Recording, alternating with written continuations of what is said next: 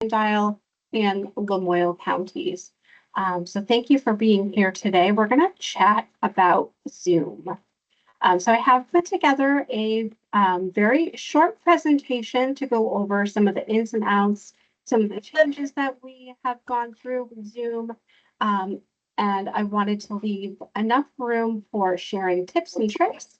But first, I'm going to go ahead and put in the chat, do a little icebreaker. So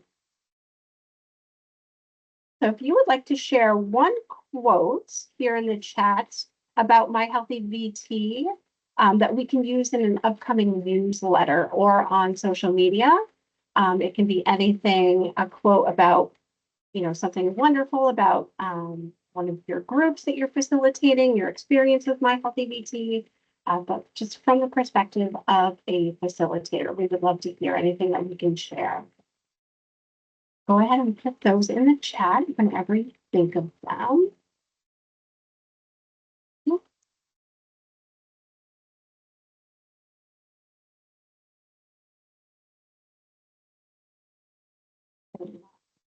Share screen.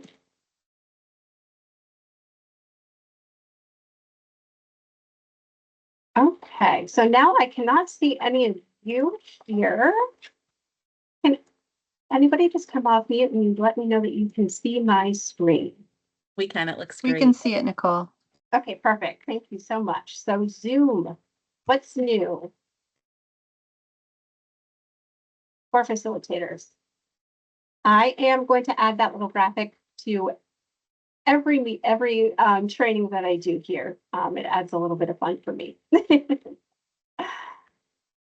All right. So the goal for today is to provide an update on our Zoom process, plus provide space to share any tips and tricks all of us have learned along the way. We'll also chat about what we'd like participants to know about Zoom before starting a workshop. So first, a little history. Prior to October 2024, each My Healthy Vermont regional coordinator or facilitator created the Zoom link or Teams link. Some of us were still using Zoom or Teams. But each of us created our own Zoom link for the workshops that they were hosting or leading. On occasion, we would run into some technical issues that were tricky to navigate due to so many different accounts, credentials, logins, and hosts.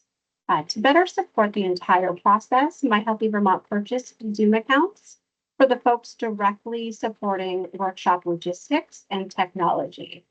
It saves a little money, little time, and hopefully it prevents technical frustrations as well. The ultimate goal here is to create a more supportive and positive experience for both the facilitators and our participants. As always, please give us a shout if you have any concerns with the new process as you are beginning a new workshop.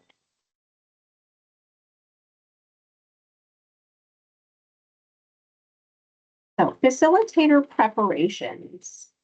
Hold on just a sec.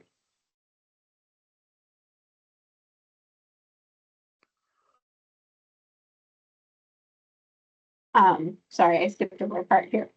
So the new process or the post October 24 process is the 4 credentials.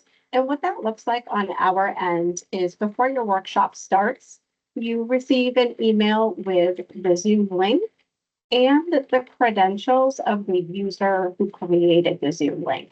So those are 4 unique login information. So there are a couple things that facilitators can do to help make sure that the new process works seamlessly. The first is to try your new Zoom link at least 1 week before the start of your new workshop. Specifically, on the day and time your workshop is created for.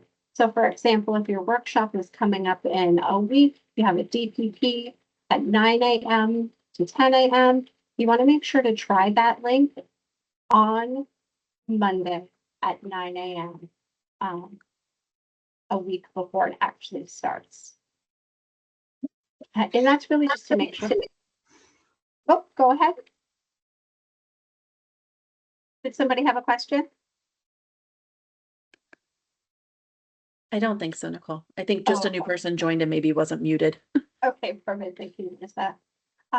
The purpose of starting trying your Zoom link a week before is to not only make sure that there's plenty of time before the start of your session 0 or session 1 to work out any technical issues, but doing it on the actual date and time of your upcoming workshop. Also make sure that you're not running into anybody else who might have a workshop happening around that same time. And that you're not trying it when their session is running. So again, this leaves plenty of time to work through any technical issues. The main reason for this is to ensure the credentials connected to your Zoom link or recognizes your device and vice versa.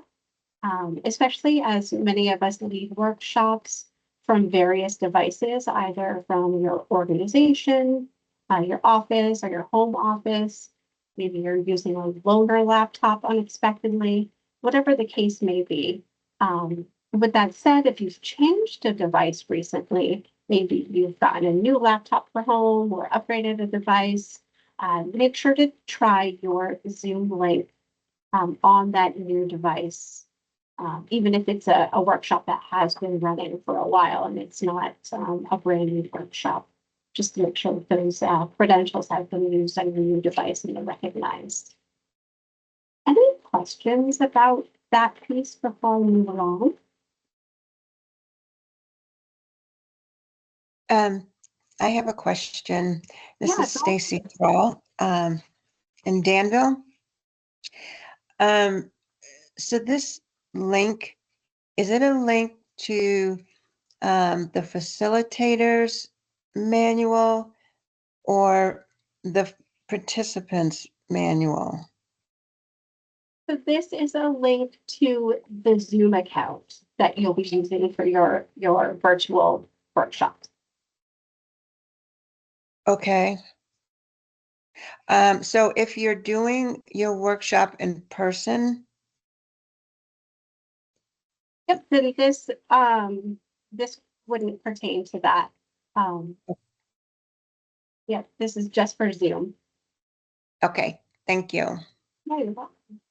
Nicole, I don't have a question. I did just want to add, I'm going to put my cell phone number in the chat because what has happened is sometimes if there's some technical issues that come up, it can be really anxiety provoking. And that's why we're asking people to try this out a week before. So that way you're not having this, panic of you can't get into your Zoom right before the workshop starts.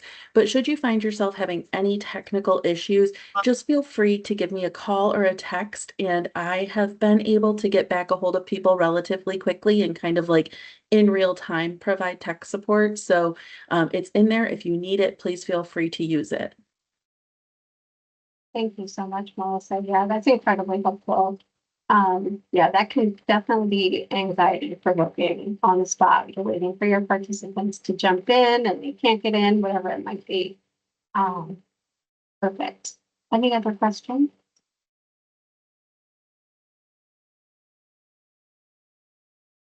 All right. So, like I mentioned earlier, I really wanted to leave space for us to chat about as facilitators, what do we want our participants to know before starting a workshop? So this is really an opportunity to brainstorm and share from your own experiences. I'll be taking some notes. I think Melissa, you might be too, and you can share them back out in the meeting minutes. What would be helpful? What would be helpful for facilitators to have participants know about Zoom before the start of session 0 or session 1?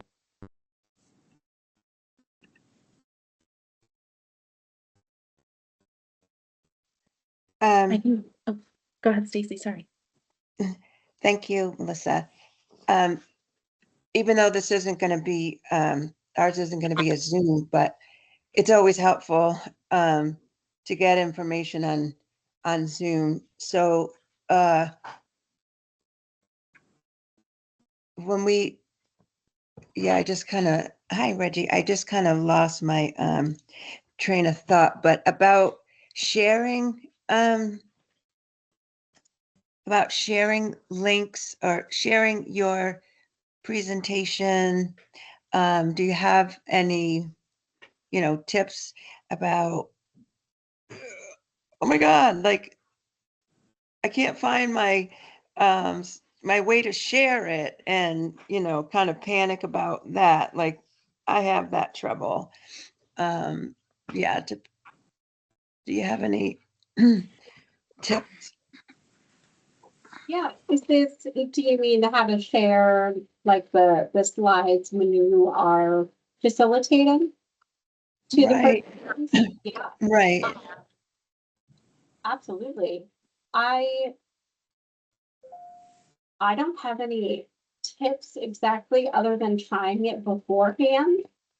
Any opportunity to use the Zoom does allow for a test meeting. I'm not sure if it will allow you to share your screen though, but I know for me, one of the biggest hurdles when I'm facilitating a workshop is navigating all the screens, right? So you have Zoom up on one side, you have your facilitator guide up in one side, and then you're trying to share.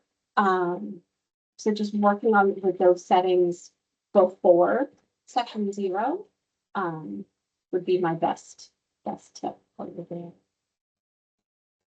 Yeah, go ahead, Melissa. Yeah, I agree. Navigating all those screens is always a challenge. I was also going to say, though, that we have been trying to have someone join in for session 0. So if there's a new person starting a new workshop, we can hop in on session 0 and just make sure that all the tech stuff is working correctly. So if it was your first session and you couldn't figure out how to share, we would be there to talk you through it. But those kind of issues would be really great to, if you want to add them in the chat or whatever, maybe Nicole and I can work on creating almost like a user guide, just little tips and tricks about that. I know also how to mute people can be a little bit tricky sometimes, like you have to know to open the participant list in order to be able to access the mute. So all of those things. But the other thing too is when Caitlin does enrollment, she asks every single person signing up for a Zoom training if they have experience with Zoom.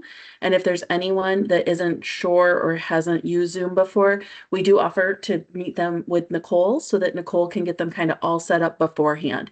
So that I would just let you all know too. If you have someone that joins in, but it seems to be having trouble managing the Zoom, like can't mute themselves, doesn't know how to raise their hand or anything like that, we can also have Nicole meet with folks after the workshop starts too, just to kind of help with Zoom issues. So we've got some supports built in now that we didn't before that I think will help sort of make those meetings go a little smoother. Thank you for adding that, Melissa. I'm happy to meet with participants at any point in the process, especially if they've, changed the type of device that they're joining us on.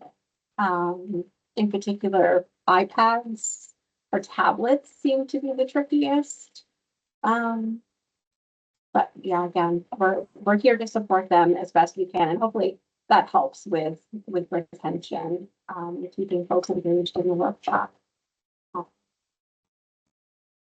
what else? Um, Oh yeah, go ahead, Stacey. it, what you spoke about having these different screens.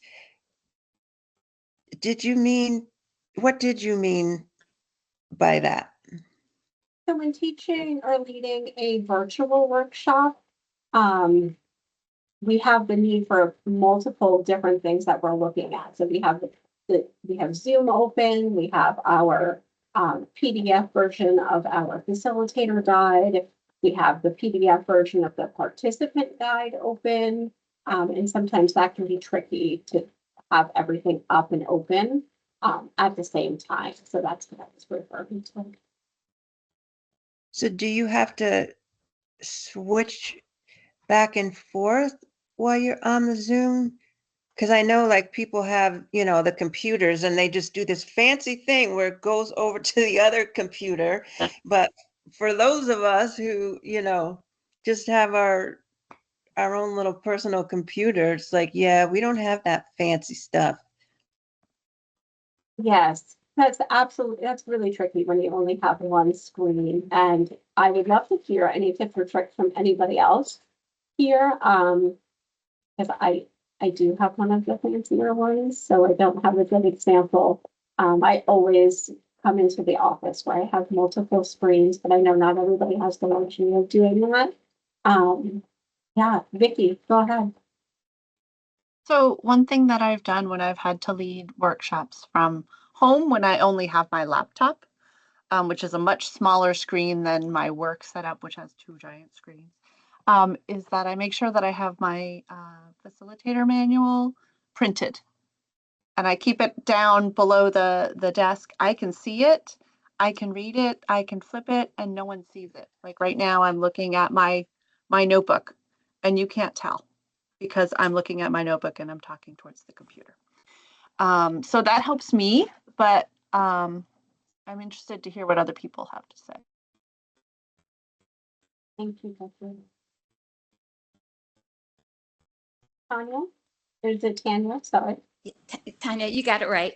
So one of the things you can do is if you go to your computer and you go to the section where it says File, across the top, it says File, and if you click on that, it'll say New Window, and that'll open up a second window for you, and it'll cut your screen into two, and then you can then share whichever part you want. So you open both windows, and then you go to the share, you go to the share part and click that one, and that's when you're sharing.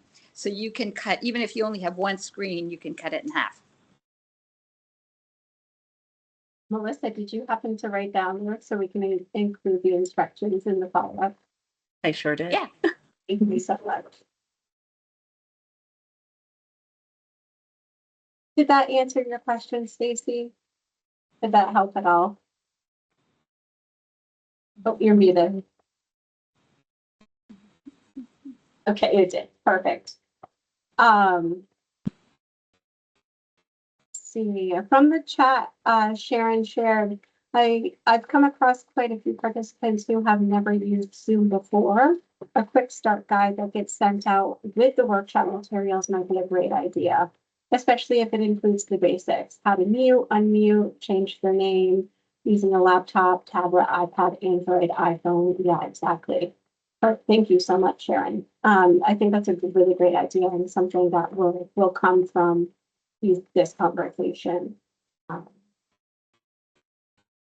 Any other ideas on your wish list for what we would want participants to know about Zoom before the start of session 0?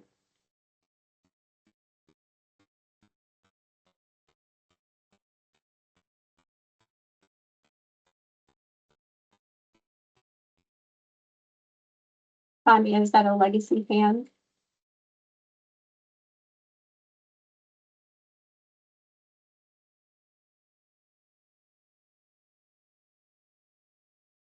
Oh, it looks like it might be because she's trying to rejoin. All right. Well, if you think of anything after, we can always add to this list.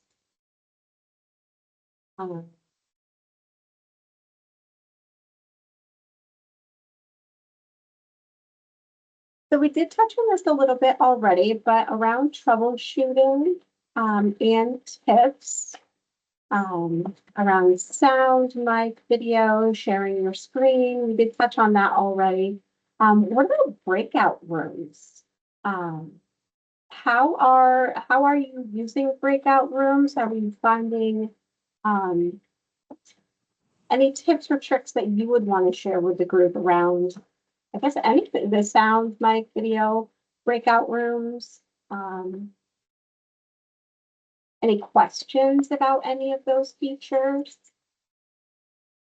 Yeah, Sharon, go ahead. One of the things we ran across in the last workshop we did was couples doing the workshop together and sharing the same computer. So we opted not to do breakouts because there was no real way. We wanted to separate them so that they could each kind of have their own space to share, and it was impossible. I don't know if that's like a new trend or a trend that you see of couples joining together or housemates joining together. And if there are resources available to find ways to maybe separate their technology. Yeah, that's a really great example. I know I have seen it in one of my own workshops for diabetes self-management. Yeah, and they were just sharing the one tool. But that's a good idea. I'm wondering that's something that maybe we can work on, Melissa, and have conversations around how do we support those folks and you know, an added piece of technology or even connecting with their community health team maybe to see if there's some technology that they can tap into. Yeah, I think it's an interesting point, Sharon, that if you did separate them out in a break room, they could maybe have a more, I don't know, open conversation. And so if somebody wanted to join with two separate pieces of technology, certainly we could do that. But also, I think a lot of people join together because they're supporting each other, either with the tech use or in the work. And so, like, leaving it up to them, did you want to be broken out or did you not? I will also say too that breakout rooms can be a little challenging because sometimes they don't work. It takes a little bit more knowledge of how the tech works from participants' end. So if your manual says that you should do a breakout room, but you don't feel like you can, it is okay to keep everyone together and just talk through it as a group. In the DPP manual, even they have a breakout room, or here's a way to do it together. So that is okay. And then the last thing I thought of, and I'm sorry, this doesn't actually pertain right now, but please don't record your sessions. So we're recording this right now for all of the people that can't be here today. But I did have a participant reach out to me earlier this week, actually, and say, I can't make it. Can you record it? And I had to explain that we can't because people are sharing sensitive information. And so we want that to be sort of open and safe environment, and recording it might make people feel a little less safe to share. So please, even if somebody can't make it to a session, offer to do a makeup session or let us know if you need help doing a makeup session, but please don't record the sessions.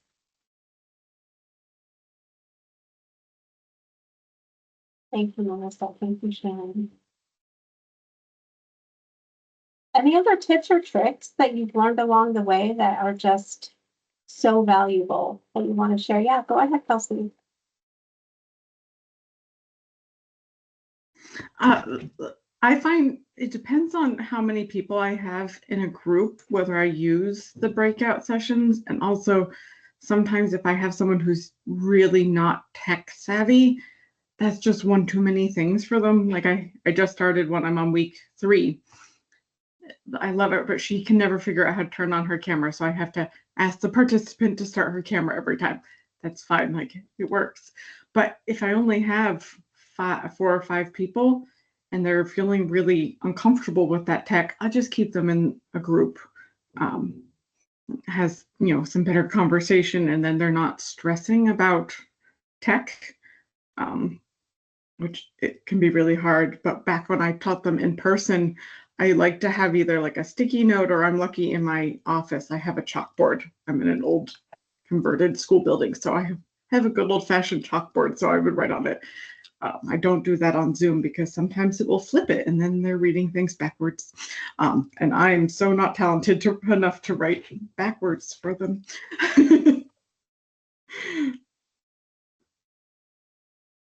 Absolutely. So I think the takeaway here is that we have to read the room, know our group, right? If breakout rooms are not going to be successful, there's other options. Melissa, you shared a tip, watch for people unmuting. That usually means people want to share. Exactly. It can sometimes be challenging when you have a larger group, right? You can't see everybody. As we're doing a gallery view, actually looking at everybody's mics at the same time. You should be, but thank you on the slide. So I did touch on this earlier. Zoom does provide a test environment. I tested out the test environment a little bit prior to this presentation, and the functionality is limited. You can't test all of the features, and that should be a live link, so feel free to click it and give it a try yourself. But it does at the very least allow you to kind of test out some of your own features, whether your camera and your mic, how you want to look on the screen.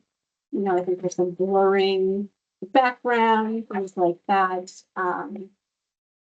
And that does not interfere with any existing meetings. I don't even think you actually have to log in. It's just to kind of test your own features.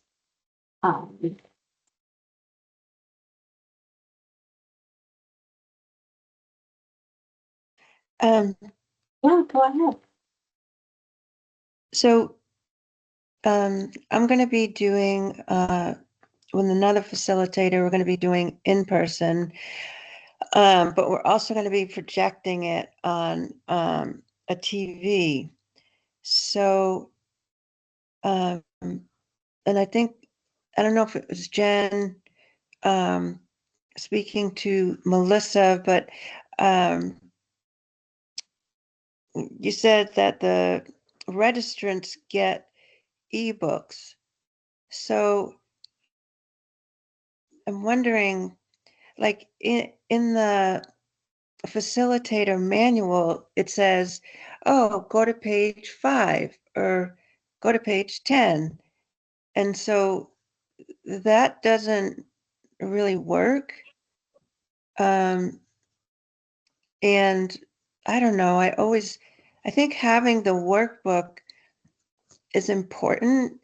And it draws you in, and you can make notes and you can make your action plans. And so I just was wondering about, you know, if we have the participant guide on the screen, yeah, how is that going to work for the changes in like the page and all of that stuff? Yeah.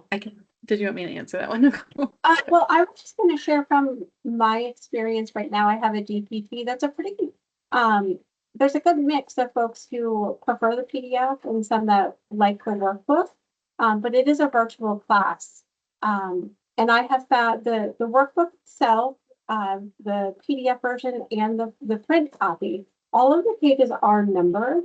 So even if they do have the PDF version, when they're scrolling through it, those pages are numbered. So when we say go ahead and turn to page 5, they can see the page number and scroll to the right.